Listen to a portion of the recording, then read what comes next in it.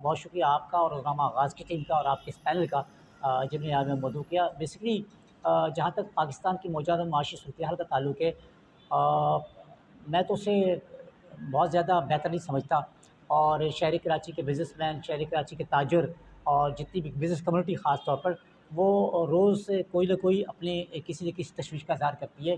हम एक्सपोर्ट के हवाले से हम ट्रेड डिफ़िसिट का शिकार हैं। हमारी एक्सपोर्ट और इम्पोर्ट जो हमारी गैप है बहुत ज़्यादा हैं। हमारे यहाँ नौजवानों की मुलाज़मत के, हमारी सनअतों के मामलात बहुत ज़्यादा गंभीर है। लेकिन अब हम बिल्कुल ही मायूसी की सूरत-ए-हाल में नहीं जा सकते। पाकिस्तान इस वक़्त इसमें कोई शक नहीं कि बहुत बड़ी मुश्किलात का शिकार है। हम पर इंटरनेशनल प्रेशर भी है, IMF के हवाले से हमारे अंदरूनी मामलात बहुत ज़्यादा हमें प्रेशर में रखे हुए हैं। हुकूमत चाहे वो कोई भी हो, लेकिन मौजूदा हुकूमत बहुत ज़्यादा सख्त दबाव का शिकार है। और उसके साथ-साथ ये जो माशी सूरत-ए-हाल है, इसका इम्पैक्ट, इसकी रिफ्लेक्शन नो डाउट के तिजारत पर, बिज़नेस पर, मईशत पर और हर शोबे पर असरअंदाज़ हो रही है। तो गो के सूरत-ए-हाल बहुत अच्छी नहीं, लेकिन बहरहाल हम इतना कह सकते हैं कि चलें, गिलास में आधा पानी मौजूद है, पूरा पानी भर जाएगा। अच्छा, जी, जी। इसी हवाले से एक ये ज़िमनी सवाल भी उठता है कि आपने जो प्रोजेक्ट लॉन्च किया है, तो वो आपने क्या ज़हन में सोच कर इस प्रोजेक्ट को लॉन्च किया? देखिए, सईद अब्बासी लॉबिंग जो है ना, वो एक इंटरनेशनल बिज़नेस है।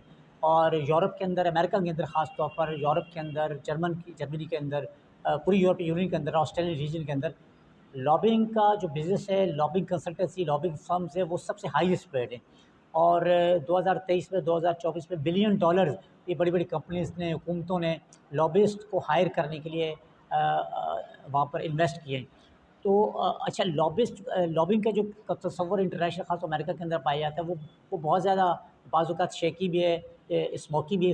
मतलब ये बहुत ज़्यादा उसे नेगेटिव देखा जा सकता था, क्योंकि वो लोग कहते थे कि किकबैक्स हैं, वहाँ के अरकान पार्लियामेंट को आप जो है ना वो रिश्वत देकर या बहुत से मामलात में ये बड़ी-बड़ी जो कंपनीज़ हैं इन्वेस्ट करके उन पर और अपने हक़ में राय कानून साज़ी करवाती थी। लेकिन जो पाकिस्तान में जो जो मेरा प्रोजेक्ट, उसमें हमने ये देखा कि चूँकि वो टेक्नोलॉजी इंटरनेशनल बिज़नेस का मॉडल है, सबसे कामयाब मॉडल है। Lobbying consultancy, lobbying firm international level पर सबसे कामयाब और हाईएस्ट पेड मॉडल है। सबसे ज़्यादा इन्वेस्ट किया गया है इस पर। और बड़ी-बड़ी companies Coca Cola, Microsoft, Google और इस तरह के ऑयल सेक्टर है यूरोप का, अमेरिका का और इंटरनेशनल का, उसने सबसे ज़्यादा लॉबिंग पर इन्वेस्टमेंट की है। तो ये एक बड़ा बिज़नेस मॉडल है। उसको हम अपने स्ट्रक्चर में, पाकिस्तान के माहौल में या एशियन माहौल में, साउथ एशियन माहौल में हमने कोशिश की कि उससे इस एक मॉडल को यहाँ इंट्रोड्यूस करवाएँ।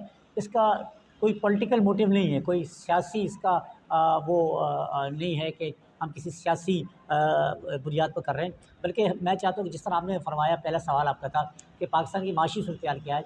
तो पाकिस्तान की और इस रीजन के खित्ते की मौजूदा माशी सूरत-ए-हाल के तनाज़ुर में हम चाहते हैं कि टेक्नोलॉजी को और नई जिद्दत को, नई अप्रोच को पाकिस्तान मुतारफ़ करवाया जाए, ताकि जो लूप होल्स हैं, जो गैप्स हैं, वो ख़त्म हो जाए और पाकिस्तान की मईशत और पूरे खित्ते की मईशत, इस रीजन की मईशत तरक्की कर सके। तो आपके इस प्रोजेक्ट से आज का हमारा जो नौजवान है, वो किस तरह जी, फ़ायदा उठा सकता है? बिल्कुल। देखें, सबसे पहला तो ये कि मैंने कुछ जद्दोजहद की है 8-10 साल से, ठीक है ना? और मेरा फ़ोकस भी नौजवान, पाकिस्तान का तकरीबन 70% यूथ है, ठीक है ना? चाहे वो पॉलिटिकल सेक्टर हो, चाहे वो इकोनॉमिक सेक्टर हो, ट्रेड हो, बिज़नेस हो, यूथ का किरदार, नौजवान का किरदार बहुत ज़्यादा है। और हमने माज़रत के साथ, आप और हम वाक़ई बेहतर तौर पर इस बात, बल्कि आप ज़्यादा बेहतर तौर पर जानते होंगे कि ब्रेन ड्रेन का सिलसिला चल रखा है। जो हमारा ज़हन है, हमारा नौजवान, वो बाहर जा रहा है। तो ये मायूसियत, ये क़नूतियत ख़त्म करने के लिए हम चाहते हैं कि इस मुल्क के अंदर एक ऐसा ऐसा निज़ाम, ऐसे टेक्नोलॉजीज़ को, ऐसे मॉडल्स को आप इंट्रोड्यूस करवाएँ, जो इस टाइप बहुत ख़तरनाक इसमें इम्पैक्ट पड़ता है, सियासी तौर पर बहुत मनफ़ी असरात पैदा, अगर वो बहुत सख्त माशी फ़ैसले करे, टैक्स के हवाले से, टैक्सेस के हवाले से, IMF की जो पे बैक्स उसके हवाले से। लेकिन पाकिस्तान ने सर्वाइव किया है। पाकिस्तान की हर हुकूमत ने, पाकिस्तान के हर और ख़ासकर बिज़नेस कम्युनिटी ने साथ चलाकर, और पाकिस्तान की लीडरशिप ने कोशिश की है कि पाकिस्तान को इंटरनेशनल कॉम्पिटिशन पर लाया जाए। तो इसीलिए हमने हमेशा वर्ल्ड बैंक हो या IMF हो, इंटरनेशनल फोरम में उनकी तमाम शराइत पूरी की है। ये वाहिद मिसाल है, आप इस तरफ देखा करें। हम नेगेटिविटी, हम मनफ़ी सोच को लेके जाते हैं। ये देखें, मेरे मुल्क में चाहे वो कितने सख्त फ़ैसले हुए, गलत फ़ैसले हुए होंगे, हमें हमें शायद वो एक जिसे कहा जाता है, हम हमें घास खानी पढ़ी थी या पढ़ ली, लेकिन हम इंटरनेशनल स्टैंडर्ड पर पूरा उतर रहे हैं। तो ये देखिए, उसके तौर पर हम पर बहुत बड़ा एक बोझ है, हम पर बहुत बड़ा एक प्रेशर है पाकिस्तान पर।